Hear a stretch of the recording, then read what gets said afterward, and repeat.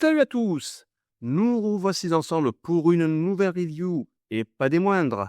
Il s'agit de la dernière review sur les Constructicon avec Mixmaster. C'est parti!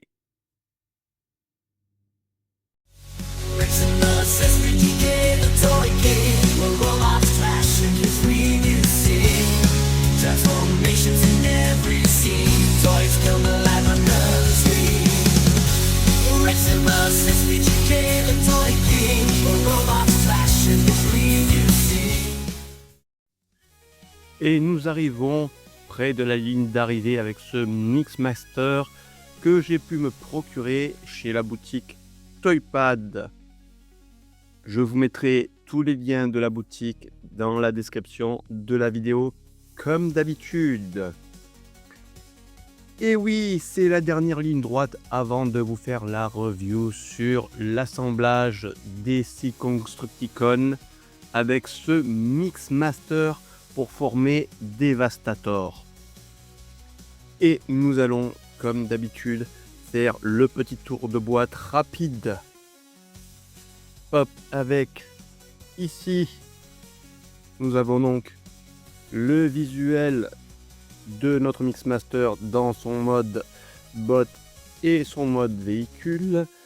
Ici, nous avons le nombre de personnages qu'il nous faut pour Mixmaster. Donc ici, en l'occurrence, c'est la 5e boîte sur 5. Ensuite, nous avons les 15 étapes pour pouvoir passer du mode bot au mode véhicule. Sur le côté ici, nous avons notre Devastator en illustration. Sur le côté ici, la continuité du visuel de façade. Et ici, nous avons le jouet dans ces deux modes avec le nombre d'étapes pour passer de l'un à l'autre. Voilà qui est fait pour la boîte. Allez, on passe au robot.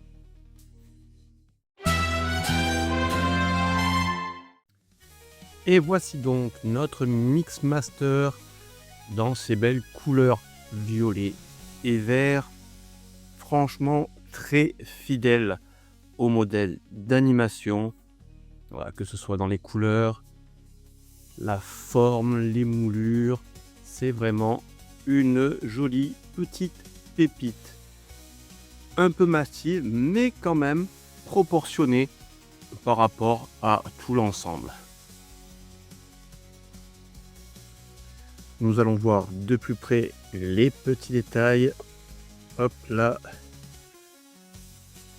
Il est vraiment magnifique. On a plein de petites détails, de petites couleurs là sur le torse. Le petit logo des Decepticons au niveau de l'abdomen. Les moulures sont superbes. Son visage est vraiment très reconnaissable. Il est vraiment magnifique. Dans l'ensemble, il a de très très belles proportions, même si quelque part on a quand même des petites aberrations au niveau de certaines proportions sur les membres, mais dans l'ensemble ça donne quelque chose d'assez cohérent. Il est vraiment très très beau. Il nous vient avec son petit blaster que voici. Hop là, focus, voilà. Un tout petit blaster tout simple que l'on peut lui mettre sur ses pognes et bien sûr qui sont compatibles avec les effets de tir, que ce soit des petits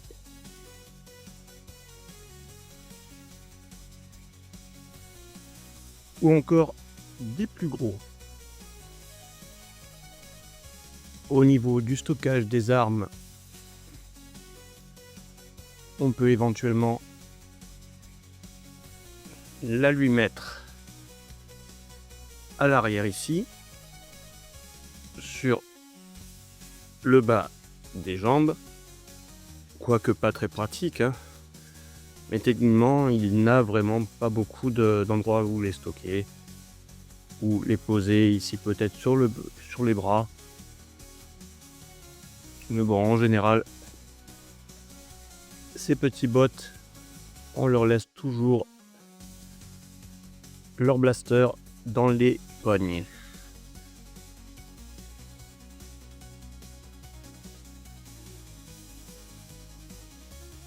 On va regarder maintenant ces possibilités d'articulation. Hop là. Pour la tête, nous pouvons la lui faire tourner à 360. Il est possible de la faire tourner à 360. Je ne vais pas m'y risquer parce que j'ai d'énormes doigts et l'accès à sa tête est vraiment très compliqué à cause de l'extension au-dessus de sa tête. C'est vraiment très compliqué. Voilà. À lui faire tourner la tête. Au niveau des bras, hop, on peut lui faire adopter la typose, hop, en remontant un peu comme ceci. Voilà les charnières. On a la possibilité de grand écart facial, voilà, avec les jambes. Hop là. Au niveau des bras, donc on peut les tourner à 360. Ici, monter sur joint champignon, les avant-bras qui peuvent aussi avoir une rotation à 360. Côté articulation de l'avant-bras, un très joli 90 degrés, sans plus. Et au niveau des poignets, malheureusement, le point est solidaire de l'avant-bras, donc pas de rotation ni de mouvement des poignets. Pour les jambes, on a vu le grand écart facial. Il peut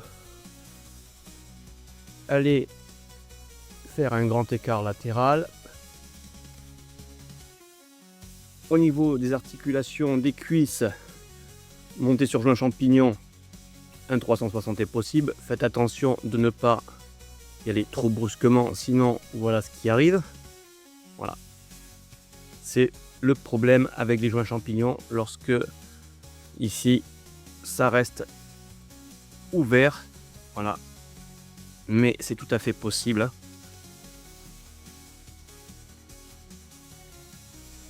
Ensuite, au niveau du genou, on a un joli 90 degrés sans plus.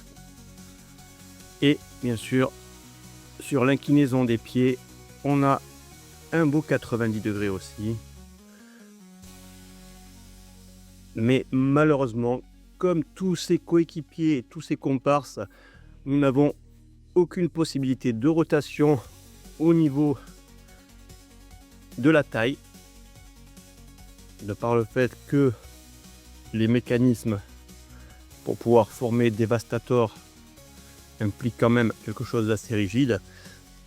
Et donc ici nous avons droit à la jambe gauche de Devastator, donc forcément la seule articulation que l'on aura, ce sera voilà une inclinaison sur le côté de cette manière, qui est pas très esthétique. Et comme je l'ai dit sur mes autres revues sur ces comparses, DNA Factory a sorti plusieurs kits pour chacune des figurines composant Devastator. 3 kits exactement qui comprennent dans le pack chacun 2 kits pour 2 personnages. Et bien sûr, un kit pour Devastator, un 4e kit pour Devastator, hein, pour pouvoir améliorer aussi l'apparence de Devastator. Je vous en avais parlé déjà dans les autres reviews. Nous allons faire le petit comparatif qui va bien avec ces autres comparses.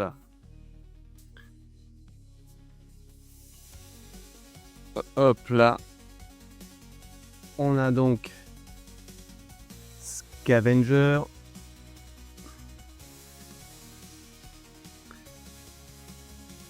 Bone Crusher.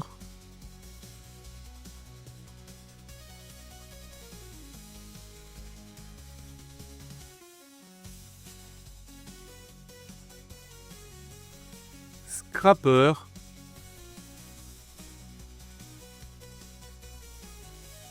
Et enfin Hook.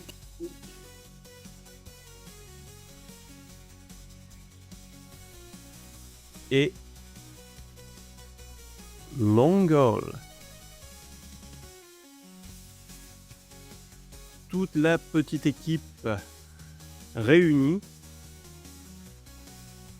Et donc on peut quand même voir qu'au niveau détail, elles sont plus ou moins homogènes. Voilà, à savoir que dans la team, nous avons quand même 2 Deluxe. Ici, un autre Deluxe et un Voyager. Et ici, 2 Voyagers. Donc, vous voyez, au niveau des appellations, comme je disais dans une autre review, les appellations par rapport aux tailles, etc., ça ne veut plus rien dire. C'est surtout par rapport au nombre d'accessoires qu'ils mettent à l'intérieur des boîtes, hein, qui font changer les appellations de Deluxe à Voyager, etc. Mais dans l'ensemble, voilà, on a quand même une belle petite équipe bien homogène. Et je suis vraiment content d'avoir pu terminer entièrement sans galérer ma petite équipe de Constructicon. Contrairement au dernier combiner que j'ai eu du mal à terminer, Menasor. Et voilà donc notre team enfin finie. Et maintenant, on va quand même passer au mode transformation de Mixmaster. Allez, c'est parti, let's go. Pour la transformation, ça va être assez simple et très court, malgré les 15 étapes qui nous sont demandées pour pouvoir le transformer. On est un peu sur le même modèle que Scrapper ou Hook. Donc, la première chose, on va remonter légèrement comme ceci les bras. Voilà. On va relever le torse comme ceci. Et on va fixer les bras de cette manière. On remonte légèrement les avant-bras. Et puis, on clipse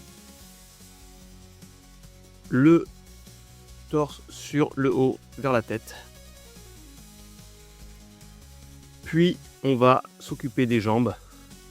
Donc on ouvre cette partie sur les tibias. En dessous, on va venir libérer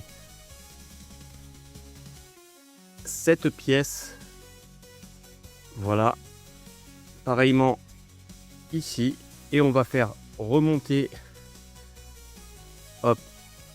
les cales vers l'intérieur des pieds.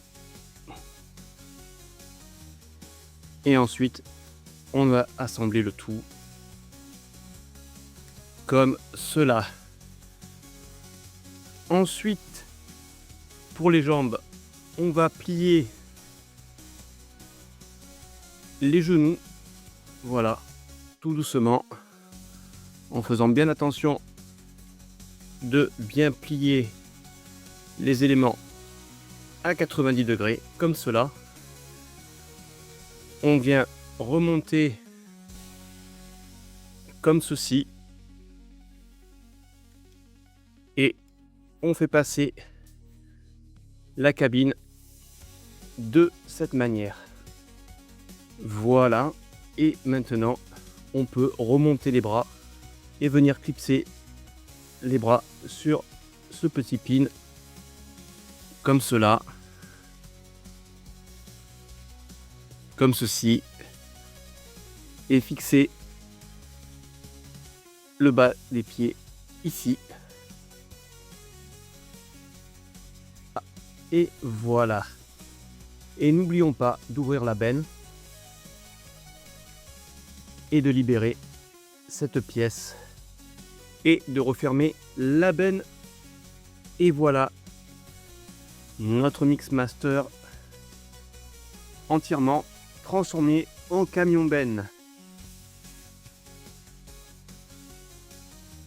Plutôt devrais-je dire en camion toupie, puisque ceci, on appelle cela une toupie. Et voilà, notre Mixmaster est vraiment sublime. Bien compact, avec de jolis détails. Toute la partie avant de la calandre et des phares sont en argenté.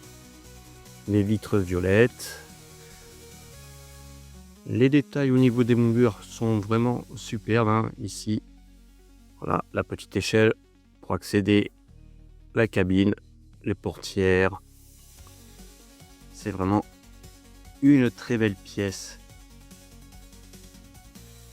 Et sous l'undercarriage, voilà, on a vraiment tous les éléments qui constituent le robot qui est caché, bon, à l'exception forcément des bras, hein, ici. Mais franchement, lorsqu'on le regarde comme cela, on n'arrive pas à déceler où se trouve la tête, ni les autres membres de son mode robot. Pour le stockage des armes, et bien entendu, donc on a ici cette petite partie ici où l'on peut le fixer comme ça. On a le blaster de ce côté. On peut faire la même chose de l'autre côté. Mais le mieux, c'est sur le haut de la cabine. Alors pareil, ici c'est vraiment très lâche, hein. Voilà, je sais pas pourquoi sur certains bots, on a des éléments de stockage ou bien pour tenir les armes qui sont prévus pour et qui sont vraiment trop lâches.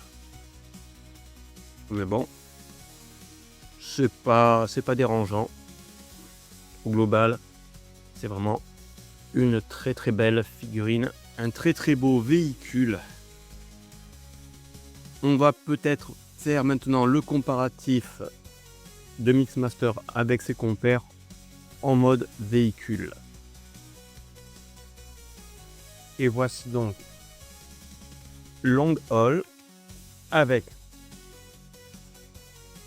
la remorque,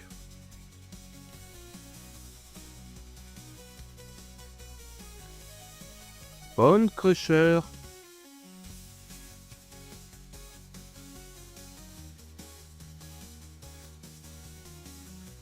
Scavenger,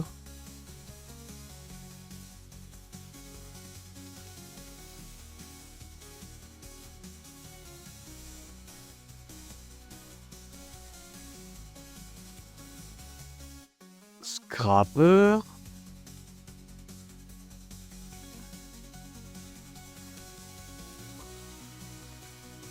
Et hook. Et voilà la petite team version véhicule de chantier entièrement recomposée. Alors, dans l'ensemble, que dire de cette team des Constructicon? Pour moi, c'est vraiment un des bangers de 2025. Car oui, effectivement, pour certains, on a reçu le dernier des Constructicon Mixmaster en 2026. Voilà, d'autres on en a eu plus tôt. Ils ont été chanceux, ils ont pu terminer leur équipe en 2025. Mais dans l'ensemble, ce Studio Series 86 Constructicon de 2025 est vraiment un banger en termes d'ingénierie, malgré toutes les contraintes qui vont être imposées pour pouvoir former le Devastator. En termes de robots, voilà, même s'il y a quelques petites imperfections, les robots sont vraiment très simples, très beaux, très fidèles à la version animée. Dans l'ensemble, c'est vraiment une équipe que je vous conseille de vous procurer. Voilà.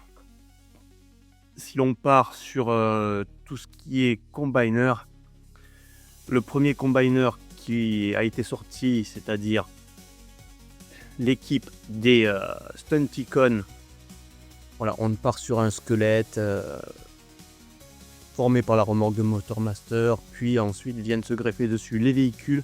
Ici, on a vraiment, avec les Constructicon, chaque véhicule a son utilité dans la formation du Gestalt.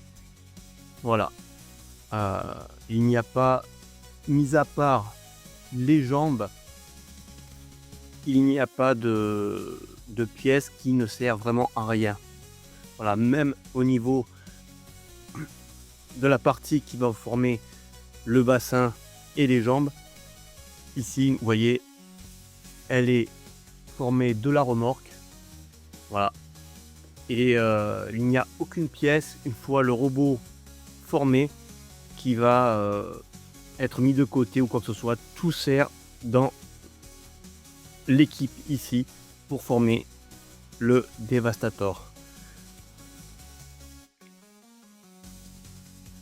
Eh bien, je vais remercier l'équipe de Toypad, chez qui je me suis intégralement fourni l'équipe des Constructicon et qui ont réussi à tous me les avoir pour que je puisse enfin former le Devastator. Merci à vous la team.